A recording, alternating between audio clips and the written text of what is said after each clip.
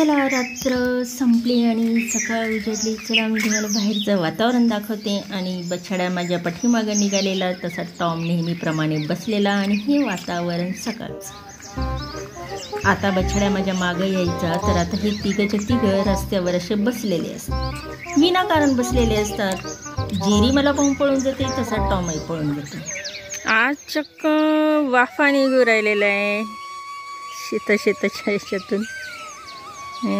दिसतंय लांबून लांबून वाफा दिसतंय. आता छानपैकी तांबडं फुटलेलं आहे, पण कसं सर्व ढगामध्येच आहे. आणि बघा दिसतंय इथं. तसं मी रोज अर्धा एक तास तर फिरत असते, पण आज मी लवकर उरकून घेतलं आणि घराकडे आली तर पाहते आईची अंगणात रांगोळी चालू आहे आणि खूप छान रंग भरायची सुद्धा सुरू आहे. मस्त रंग भरून चालली रांगोळी. डिझाईन आहे डिझाईन. आता पहिल्यापेक्षा किती छान काढते. साचीला म्हटलं होतं शिक आता अक्का शिकली, आता अक्का शिकवल साचीला. छान आली म्हणायचं. छान आली म्हणायचं. बरोबर आणखीन छान येते, आणखीन सुधारणा होईल. आता माझी सर्व कामं झाली आणि मी आता नाश्त्याच्या तयारीला लागलेली आहे. आता नाश्ता काय बनवायचा असं डोक्यामध्ये विचार चालू आहे, पण गोड तर काही बनवायचं नाही, तिखटच बनवायचं होतं. म्हणून कोथिंबीर म्हटलं आता पहिल्यांदा आपण चिरून घेऊया आणि ऐनवेळी ठरवूया काय बनवायचं काय नाही. आता तिखट बनवायचं म्हटल्यानंतर कोथिंबीर आणि मिरची ही कंपल्सरी येतेच, आणि त्याच पद्धतीने कांदा, म्हणजे एकतर उपमा असेल किंवा एकतर पोहे. आणि त्या मग नेहमीप्रमाणे आपली कोथिंबीर पाण्यामध्ये भिजत ठेवली. आणि यावेळेस मला ही सुरी जी धारदार बाजू आहे ती धुवून वापरावी लागली, कारण ती सुरी आहे लोखंडाची आणि ती थोडीशी गंजल्यासारखी वाटत होती. आणि म्हटलं की आता याला रात्री तेल लावून ठेवलं असतं तर बरं झालं असतं, पण ते माहिती नव्हतं लोखंडाची का काय. ही आपण बाजारातून घेतलेली. आणि मग ती धुवून घेतली आणि मस्तपैकी कांदा चिरायला लागली. सुरीची लांबी जास्त असल्यामुळे तिचा भार कांद्यावर अगदी हलका वाटत होता, अगदी पिसाऱ्यासारखं वाटत होतं असं म्हटलं तरी चालेल. आणि भरभर अशा पद्धतीने कांदा चिरून अगदी बारीक पद्धतीने कापला जात होता. आणि तुम्ही बाहेर बघत असाल की बाहेर मोटरसायकलसुद्धा उभी आहे. म्हणजे नाश्ता माझ्यासाठी नाही तर नाश्ता कोणासाठी तरी आहे, घरात कोणीतरी पाहुणे आलेले असावे. तसा तर तो पाहुणा नाही आहे माझ्यासाठी, पण आता पाहुणाच म्हणावं लागेल, कारण 4-4, 6-6 महिने बाहेर असायचं आणि 2 दिवसासाठी फक्त भेटायला यायचं. तर चल आता हा कांदा बघा किती सहजपणे मी कापत आहे. अगदी गाडीवर जसे कापतात अगदी त्याच पद्धतीने मला ही सुरी भेटलेली आहे. आणि त्याच पद्धतीने मी मस्त कांदा पण कापून घेतलेला आहे, अगदी बारीक बारीक झालेला आहे. तो तुम्हाला दिसत पण आहे. आणि त्यानंतर आता मी घेतल्या ह्या मिरच्या. आता मी म्हटलं की आता पाहावं मिरच्यासुद्धा त्याच पद्धतीने बारीक चिरल्या जातात की काय, म्हणून 4 मिरच्या एकत्र घेऊन मी बघत होते. आणि खरंच खूप बारीक येत होते मिरच्यासुद्धा, खूप छान पद्धतीने कापल्या जात होत्या. आणि अजून अशी जर सुरी भेटली ना जरा स्टीलमध्ये तर ती मी नक्कीच घेणार असं म्हणून ठरवलं होतं. काहीतरी या सुरीचा मला छान पद्धतीने वापर करता येत होता. आणि अगदी बारीक रीतीने मी ही कोथिंबीरसुद्धा चिरून घेतली होती. तशी तर बाकीच्या सुऱ्या पण छान आहे, ते असं काही नाही, पण हे सहज रीतीने होत आहे हे मला वाटत होतं. आता आपल्याकडं 1 नाही 2 कढीपत्त्याची झाडं झालेली आहे. मग बाहेर जाऊन पटकन मूठभर कढीपत्ता घेऊन आले आणि त्याच पद्धतीने चांगले मूठ भरून शेंगदाणे मी काढले, कारण या नाश्त्यासाठी मला शेंगदाणे जास्तीत जास्त आवडतात. ज्यावेळेस तो पदार्थ केला जातो ना त्यावेळेस ते असे वरून ज्यावेळेस पेरले जातात ना, म्हणजे असे सजवले जातात ना, तर अप्रतिम ते डिश दिसत असते.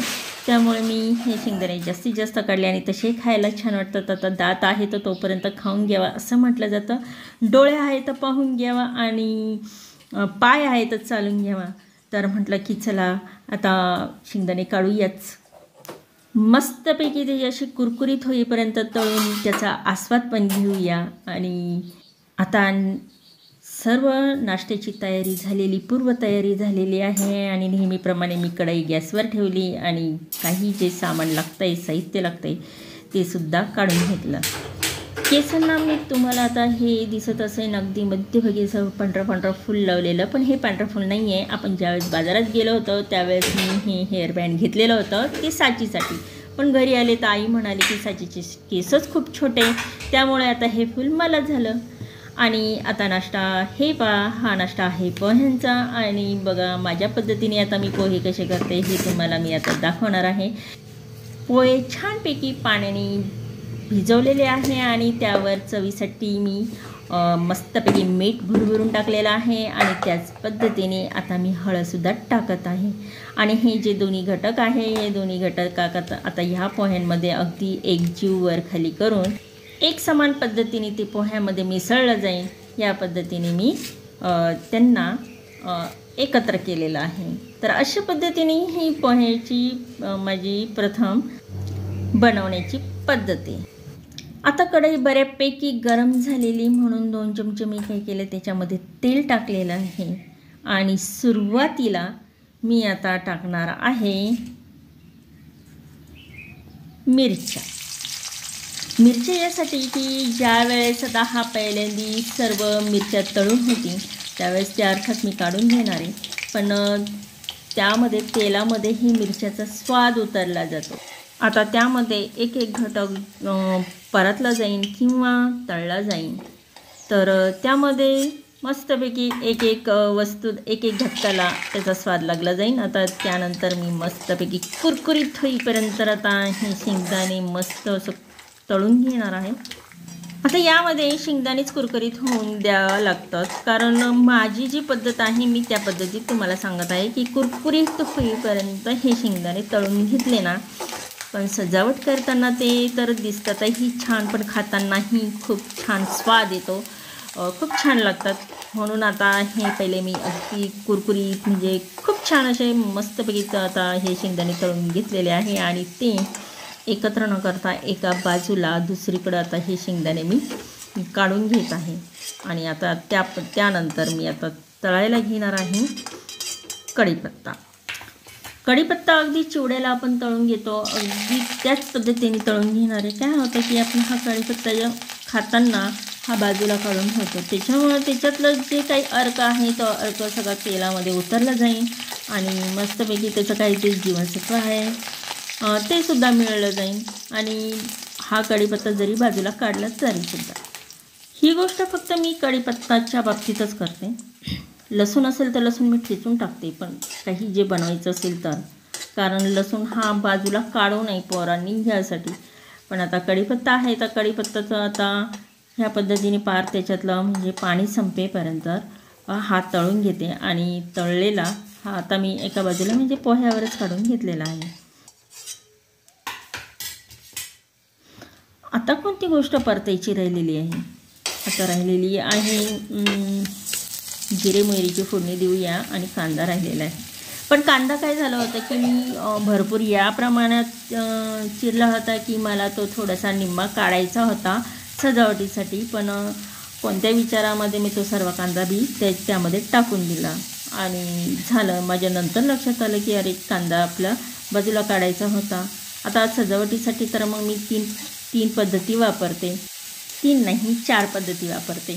पहिलं म्हणजे कांद्यानंतर मग मी शेव टाकते, शेवनंतर हे शेंगदाणे नंतर मी कोथिंबीर, नाही चुकला क्रम, कांद्यानंतर कांद्यानंतर कोथिंबीरनंतर शेव आणि शेवावर मस्तपैकी हे सर्व शेंगदाणे, अशी ही सजावट असते. पण आता कांदा राहून गेला आणि कोथिंबीर म्हटलं चला आता कोथिंबीर तरी थोडीशी बाजूला काढूया, म्हणून काही कोथिंबीर मी ठेवली आणि काही कोथिंबीर यामध्येच कांद्यामध्ये परतून घेतली. तर अशा पद्धतीने हे सर्व एक क्रमाने मी हे सर्व परतून घेत आहे. आणि कांदासुद्धा अगदी मी ना म्हणजे असं त्याचा गुलाबी होईपर्यंत असं काही नाही, फक्त तो कच्चा नाही राहिला पाहिजे एवढी काळजी घेते. आणि मग यानंतर मी आता हे सर्व एक पदार्थ मी परतून घेत होते आणि ते पोह्यावर ठेवत होते ना, आता सर्व पोहेच मी आता याच्यामध्ये टाकून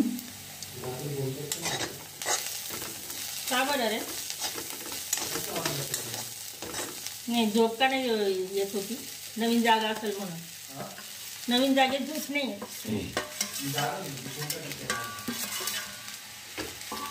नवीन जागी झोप येत नाही ना. काहीच नाही बोललं.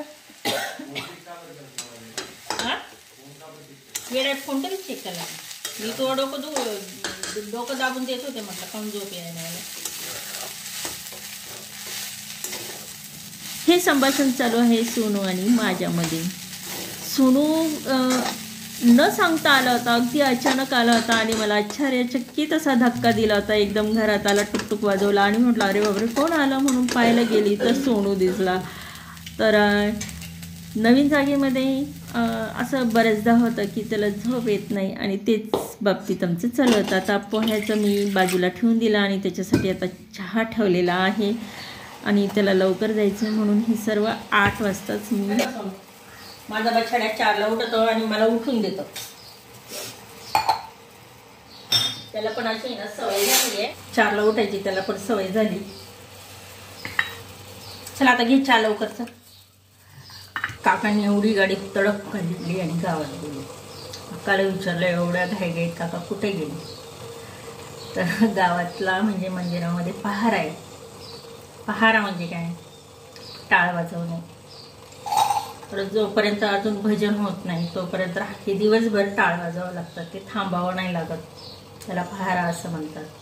आणि काकांचं म्हणजे काकांचं टाळ वाजवायचा आजचा दिवस आहे आणि 12-1 काही असेल तो वेळ असेल, तो वेळेत टाळ वाजवायचे असतात.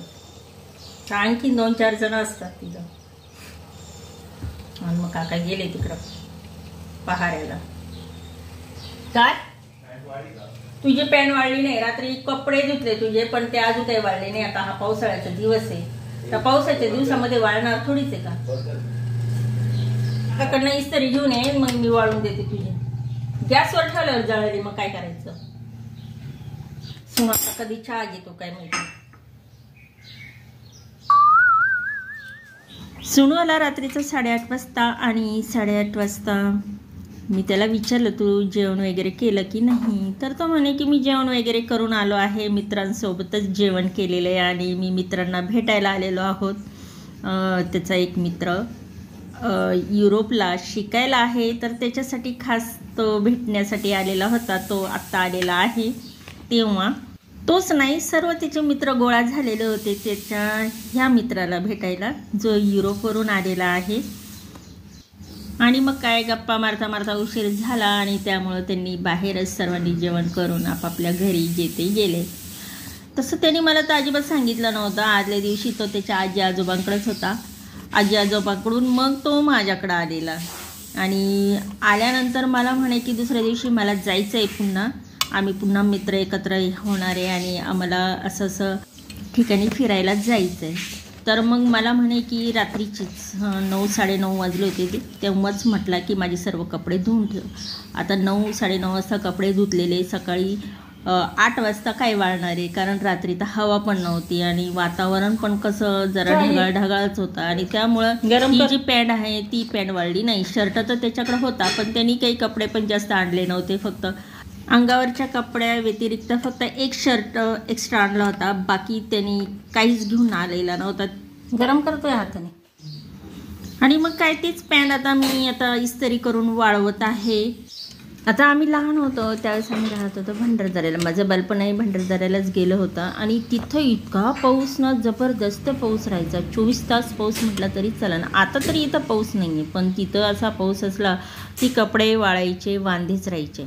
आणि तेव्हा कुठं वॉशिंग मशीन होतं, म्हणजे वॉशिंग मशीनमध्ये कपडेसुद्धा वाळले जातात. तेव्हा वॉशिंग मशीन नव्हतं, काही नव्हतं. मग काय तिथं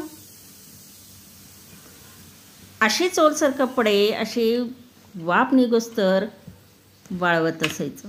आता नेमकी त्याने एकच पॅन घेऊन आला, पण हे करत असताना मला सर्व ते मागचे दिवस आठवले. अगदी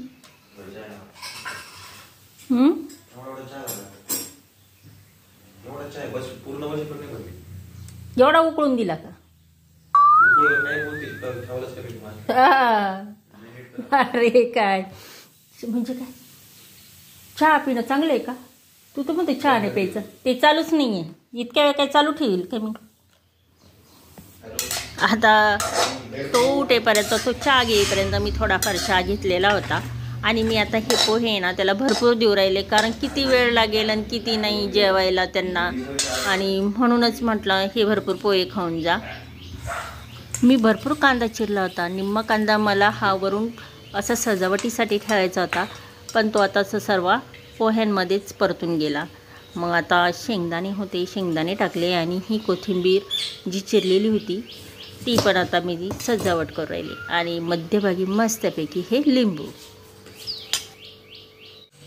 आता ती पॅन वाळू घालू का? आता बस झालं नाही एवढं? नाही आता घेऊन जा, आता तुला नाश्ताच करून जाणार आहे. मग आता पुन्हा किती वेळ होईल? जेवायला येणार आहे का? नाही ना? मित्र पिक्चर पाहायचं आहे का? कोणता पिक्चर?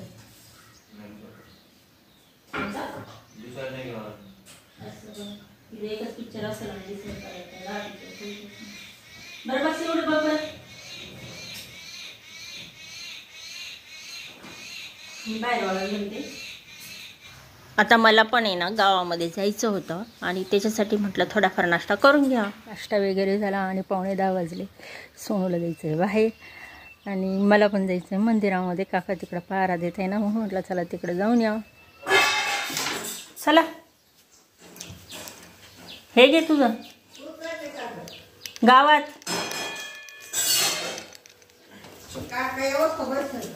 हां नाही मी येणार आहे लगेच. सोनूचं पोस्टात काम आहे ना, तर मग माझंच काम आहे. तर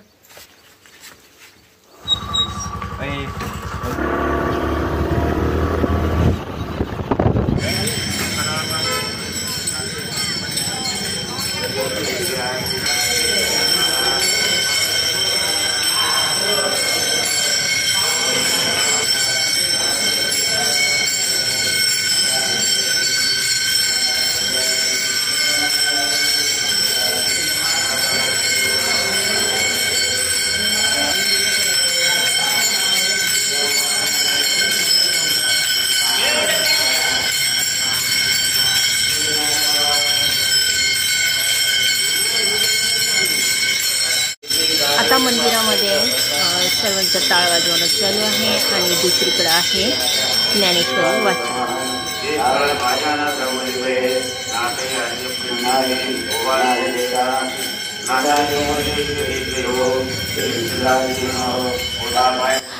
दरवर्षीप्रमाणे भरतो तसा सप्ताह यावर्षी पण भरलेला आहे, आणि हे सर्व मंडप वगैरे उभारलेले आहे, आणि काल्याचं कीर्तन आपलं होणार आहे शनिवारी. चला काकांचा पहार आहे का?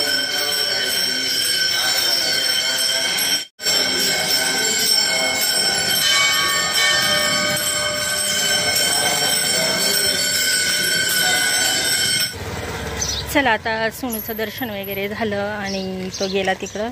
त्याला त्याच्या मित्रांना भेटायला जायचं होतं, आणि आता माझं पण दर्शन झालं, आणि जी व्हिडिओ होती ती थोडीशी क्लिप पण घेतली. आता मी चालले घरी. उद्या आहे 15 ऑगस्ट, आणि काकांनी हा काल तिरंगा लावलेला होता, आणि मस्त फडकत आहे वाऱ्यावर.